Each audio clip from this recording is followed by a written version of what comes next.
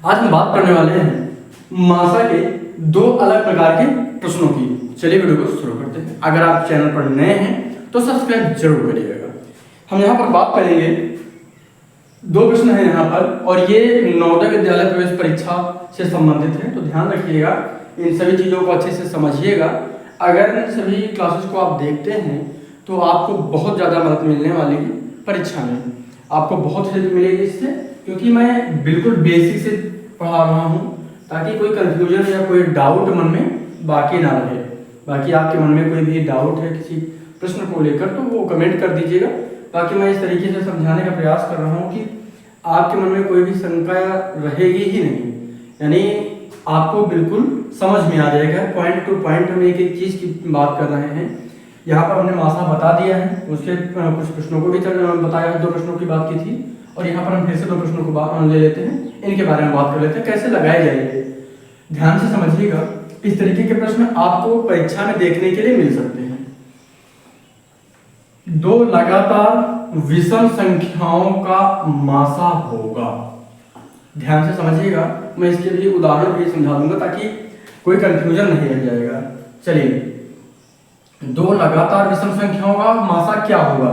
एक होगा, दो होगा, तीन होगा या फिर जीरो होगा, ये आपको बताना है। चलिए यहाँ पर देखते हैं और शुरुआत करते हैं इसकी। तो क्या होगा, यहाँ पे विषम संख्याएं हैं, दो लगातार विषम संख्याएं, ठीक। तो इनका हमको बताना है मासा। क्या बताना है? मासा। चलिए इसको बाद में, इस सवाल को, इसका उत्तर बाद में देते हैं, पहले इसको समझा देते हैं आपको। मासा है दो लगातार से विषम संख्याएं ले लीजिए, जैसे 3 और 5, इनका हम क्या निकालने वाले हैं? मासा। तो 3 का जब हम गुणनखंड करेंगे तो क्या होगा? 1 गुणे 3, और 5 का जब गुणनखंड करेंगे तो क्या होगा? 1 गुणे 5। ध्यान रखिएगा, जब भी हम मासा या लासा के लिए गुणनखंड करेंगे तो वहां पर क्या करेंगे? अभाज्य गुणनखंड। मैंने बताया था वहां पर गुणज, अभाज्य गुणनखंड और गुणनखंड, ये तीनों अलग अलग चीजें हैं। इनको मैंने विधिवत समझाया भी है, उसे जरूर देखिएगा, उस क्लास को आप जरूर देखिएगा। अब यहाँ पर क्या होता है, जो कॉमन हो वही हमारा मासा होता है। तो मासा बराबर क्या हो गया? 1। चलिए 3 के बाद, 3 और 5 के बाद हम देख लेते हैं, कोई भी संख्या लीजिए, बड़ी संख्या ले लेते हैं। जैसे मासा हमको निकाल लेते हैं 19 और 21, इन दोनों संख्याओं का मासा निकाल लीजिए। तो यहाँ पर अगर हम 19 का निकालते हैं तो क्या आएगा? 1 गुणे 19, ठीक। उसके बाद इस 21 का निकालेंगे तो क्या आएगा? 21 का भी निकाल लीजिए, क्या हो जाएगा? 1 गुणे 3 गुणे 7, क्या हो गया? 1 गुणे 3 गुणे 7। यहाँ पर ध्यान से समझिए, क्या हुआ है? 1 गुणे 19, 1 गुणे 3 गुणे 7, 7 एक 21 बन जाए 21 हो जाएगा, यानी 21 का कम 21 हो जाएगा। चलिए देखिए, यहाँ पर भी कॉमन क्या है? 1 ही है, तो हमारा मासा क्या हो गया? 1 हो जाएगा। समझ में आ रहा है?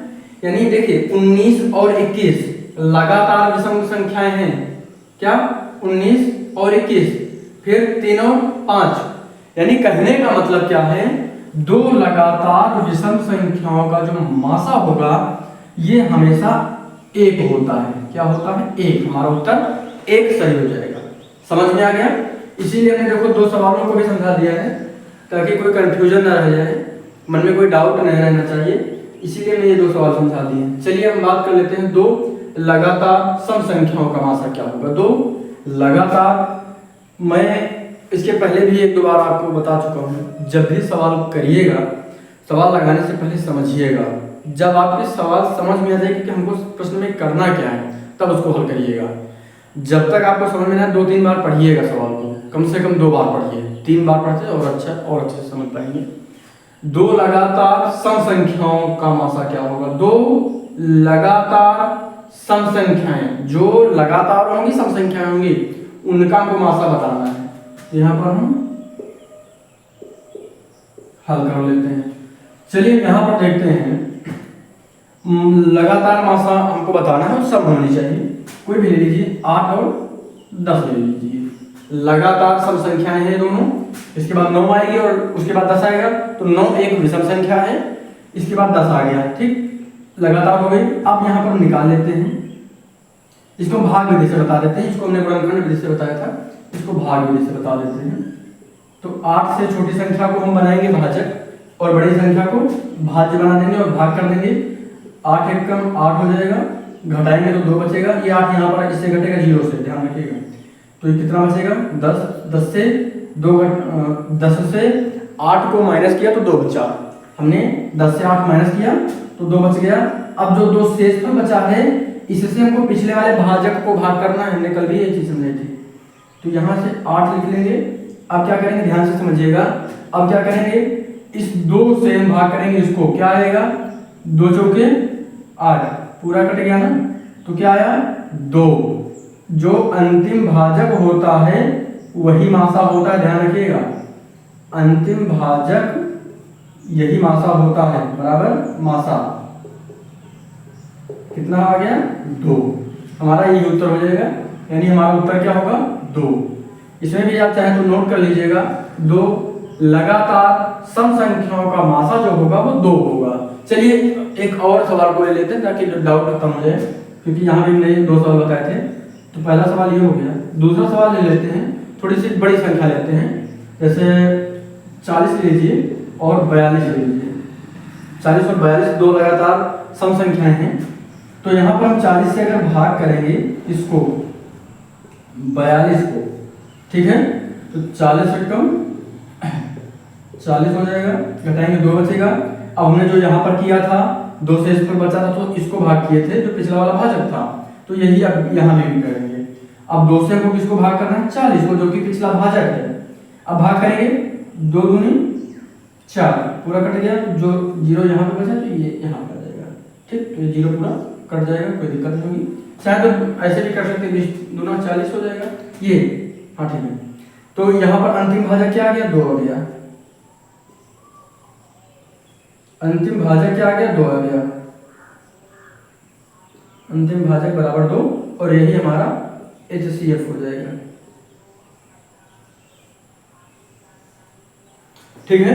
उम्मीद करता हूँ आपको ये चीजें समझ में आ गई होंगी। क्या होता है कई बार छोटी छोटी चीजें समझ में नहीं आती हैं और बच्चे पहुंच नहीं पाते हैं क्लास में, तो वो डाउट नहीं होने चाहिए।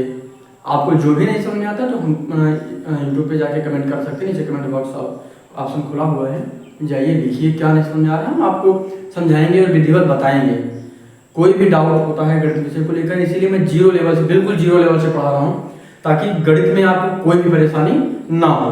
बाकी इंग्लिश मीडियम की क्लासेस भी बहुत जल्द शुरू होने वाली है, उसमें भी आपको कोई दिक्कत नहीं होगी। चलिए इस क्लास को यहीं पर समाप्त करते हैं, मिलते हैं अगली क्लास में। हम अब कल बात करेंगे कुछ प्रश्नों को यहाँ पर जो छूट रहे हैं मासा के, हम अगली क्लास में कवर कर लेंगे, यानी जब हम प्रैक्टिस भी करवाने वाले हैं इसकी, जब हमारा प्रैक्टिस सेट आएगा तो वहाँ पर उसको देखिएगा, तो आराम से वहाँ पे भी कवर कर लेंगे। बाकी कल महत्तम समावर्त तक पढ़ने वाले हैं, उसे आप जरूर देखिएगा। बाकी उसके बाद निरंतर क्लासें मिल रहे हैं, तो चैनल को लाइक करिए, वीडियो को लाइक करिए, शेयर करिए। धन्यवाद।